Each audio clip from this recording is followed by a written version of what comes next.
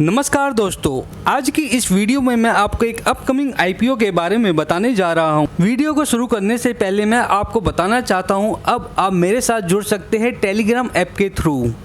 इसमें आपको share market और इन्वेस्टमेंट से रिलेटेड अपडेट मिलते रहेंगे। ज्वाइन करने के लिए आप अपने टेलीग्राम ऐप के ऊपर इन्वेस्टर जोन सर्च करके ज्वाइन कर सकते हैं। तो चलिए शुरू करते हैं आज की वीडियो। दोस्तों, बेंगलुरु की एक बहुत ही बढ़िया आईटी कंपनी हैप्पीएस्ट माइंड 7 सितंबर को अपना आईपीओ लाने वाली है। चलिए इस कंपनी के बारे में जानते हैं और कंपनी के बिजनेस के बारे में जानने की कोशिश करते हैं। इस कंपनी के बिजनेस को 3 कैटेगरीज में डिवाइड किया गया है। सबसे पहले है डीबीएस, डिजिटल बिजनेस सर्विस, फिर आता है पीईएस, प्रोडक्ट इंजीनियरिंग सर्विस, और लास्ट में IMSS, infrastructure and management security service. अगर आप आईटी बैकग्राउंड से है तो आप इन सर्विसेज को अच्छे से जानते होंगे। तो चलिए इनको थोड़ा बहुत हम जानने की कोशिश करते हैं कि ये सर्विसेज होती क्या है। डीबीएस के अंदर ये ऑफर करता है एप्लीकेशन डेवलपमेंट और modernisation, assistance in designing and testing of operation, management of the platform, consulting and domain led offerings.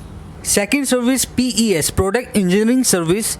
ये यूनिट हेल्प करती है by transforming the potential of digital by making the product secure and smart. और last में है IMSS, infrastructure management security service. इस service में ये provide करते हैं end to end monitoring and management capability को for application and infrastructure of the clients.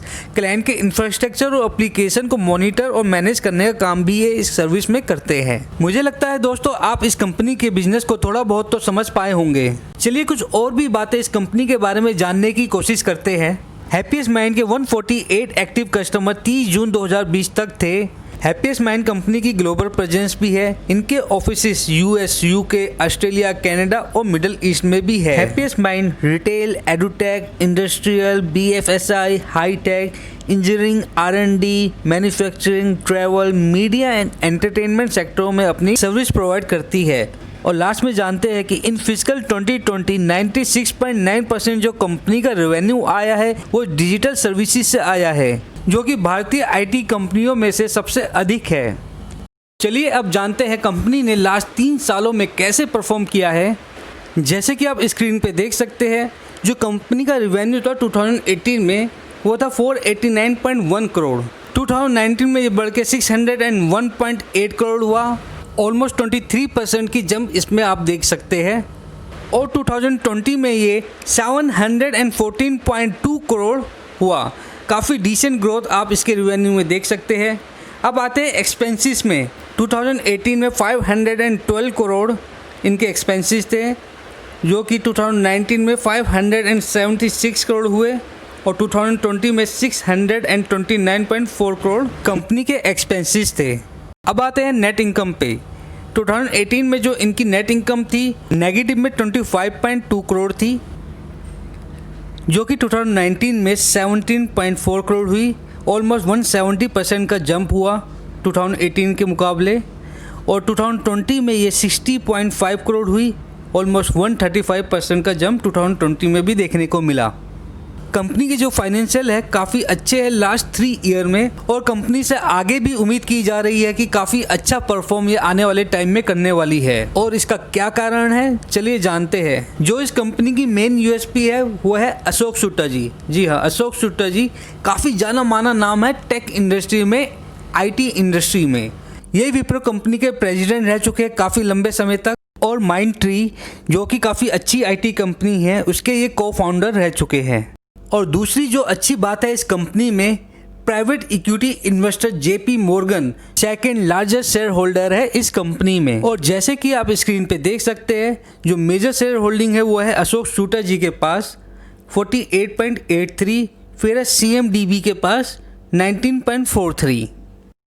चलिए अब इस कंपनी के आईपीओ के बारे में जानते हैं। सबसे पहले आईपीओ डेट 7 सितंबर को ये ओपन होगा और 9 सितंबर को बंद हो जाएगा। 3.5 करोड़ के करीब ये ऑफर कर रहे हैं इक्विटी शेयर्स, यानी कि 3.5 करोड़ शेयर बेचने का इनका लक्ष्य है। इशू साइज 702 करोड़, यानी कि 702 करोड़ मार्केट से जुटाने का इनका लक्ष्य है। इसकी जो फेस वैल्यू है वो 2 रुपये इक्विटी शेयर है। और जो आईपीओ प्राइस रखा गया है वो है 165 से 166 रुपीज़ पर इक्विटी शेयर। और जो मार्केट लॉट है इसका 90 शेयर का एक लॉट है। और मिनिमम ऑर्डर कर सकते हैं आप 1 लॉट यानी कि 90 शेयर, और इसकी जो लिस्टिंग होगी BSE और NSE में होगी। चलिए अब देखते हैं इस IPO की कुछ इंपॉर्टेंट डेट्स को, जो कि टेंटेटिव है, कंफर्म नहीं है। सबसे पहले है finalisation of basis of allotment 14 सितंबर, फिर है इनिशिएशन ऑफ रिफंड्स 15 सितंबर, फिर है credit of shares to demat account, यानी कि अगर आप बिड करते हैं IPO में और आपको अलॉट होता है तो 15 सितंबर को आपके डीमेट अकाउंट में शेयर्स क्रेडिट हो जाएंगे। फिर है IPO शेयर लिस्टिंग 17 सितंबर, यानी कि 17 सितंबर को NSE BSE में ये कंपनी लिस्ट हो जाएगी।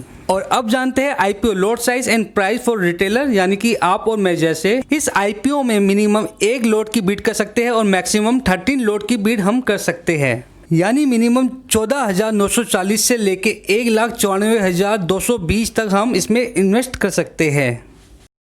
और लास्ट में जो अलॉटमेंट किया गया है इस IPO में, QIB को 75%, नॉन इंस्टीट्यूशनल इन्वेस्टर्स को 15% और रिटेल इंडिविजुअल इन्वेस्टर्स को सिर्फ 10% का अलॉटमेंट दिया गया है, यानी कि सिर्फ 10% रिटेल इन्वेस्टर इस IPO में बिड कर सकते हैं, इन्वेस्ट कर सकते हैं।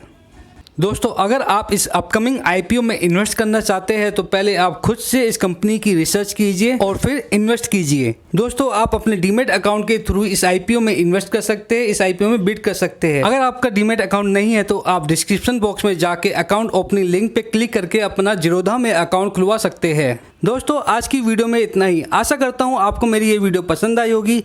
अगर आपके मन में कोई डाउट है या आप मुझसे कुछ पूछना चाहते हैं तो आप कमेंट के जरिए मुझसे पूछ सकते हैं और मेरा टेलीग्राम चैनल भी सब्सक्राइब कर सकते हैं। दोस्तों, वीडियो को लाइक कीजिए, शेयर कीजिए, सब्सक्राइब कीजिए और अगले वीडियो की नोटिफिकेशन के लिए बेल आइकन को दबाना ना भूलिए। तब तक के लिए बाय बाय।